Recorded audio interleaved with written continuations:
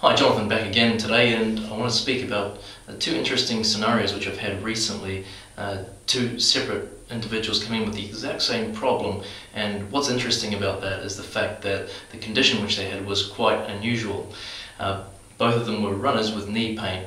They were both training for a marathon, and both had pain coming on after 10 miles of running. And it just happened to be that the pain happened to be in the same site on the same knee. Now, on examination, there wasn't anything obvious which stood out, and there was no biomechanical imbalances, which is something you would tend to expect to see in an overuse injury which affects one side. The one thing which stood out was a particular pain when I felt deeply around one site of the knee, and so the clinical diagnosis was made of synovial plica. That's P-L-I-C-A.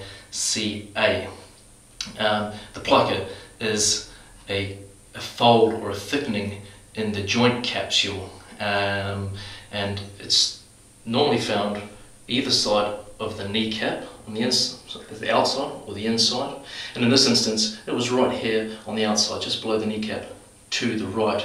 So the plica it's a normal part of embryonic development of the knee, and in some cases it still remains in adulthood, so it doesn't really serve much purpose in the adult stage of life, but it can be a structure which causes pain. So in this instance it was the repetition overload of running which caused inflammation and irritation around that structure. So the treatment in the first instance is physiotherapy using soft tissue techniques, and also guidance on when is the best time to return to training.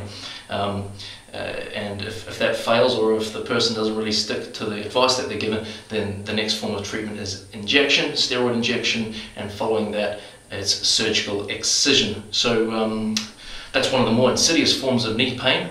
I hope it's been useful, particularly if you're a runner. Thanks for watching, and please do tune in again next week.